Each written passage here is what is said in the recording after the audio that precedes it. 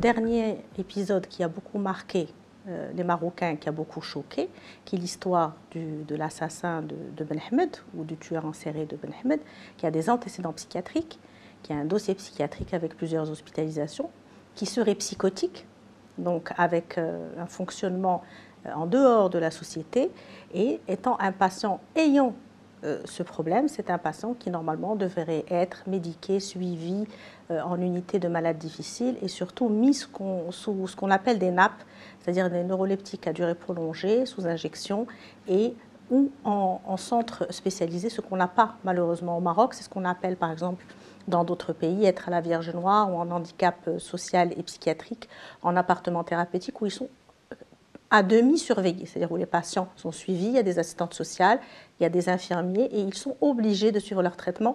Et s'ils ne se présentent pas en unité psychiatrique de proximité, on va les voir à leur domicile, qui est en général, c'est-à-dire dans le cadre de ce qu'on appelle les appartements thérapeutiques ou des centres où ils sortent le week-end, ils vont quand même travailler et tout ça et avec réinsertion.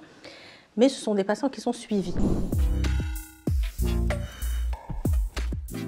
Si on ne prend pas de manière correcte la prise en charge des schizophrènes lourds, comme on peut voir, les patients clochardisés qui sont dans la rue, les patients qui disent dans les poubelles. Non, ce n'est pas en général, ce sont des patients psychotiques, c'est la schizophrénie. Dans certains cas, c'est des schizophrénies avec aussi des risques de passage à l'acte d'agressivité envers soi ou envers les autres, donc ça procure un problème.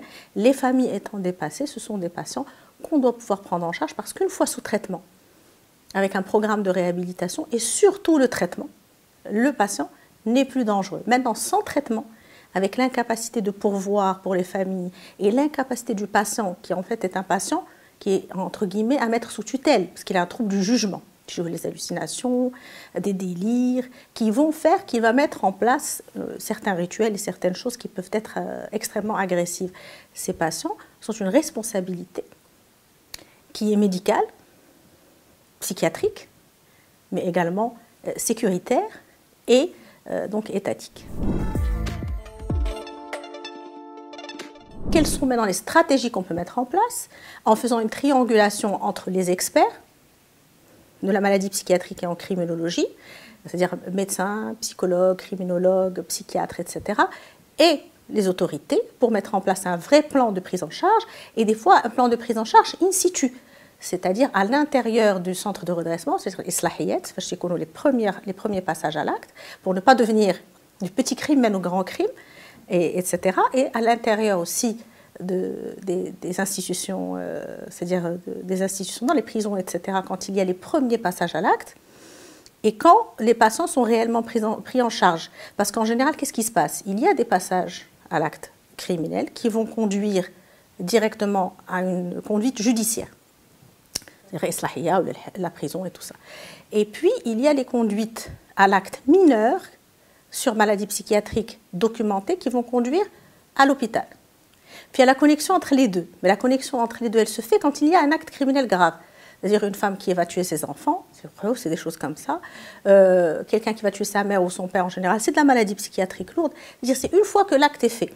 Mais le travail en amont, avec une sensibilisation, une réduction des risques par rapport à la criminalité, en travaillant le système judiciaire avec le système d'expertise psychiatrique pour éviter qu'il y ait le crime, pour une baisse de la criminalité, c'est autre chose.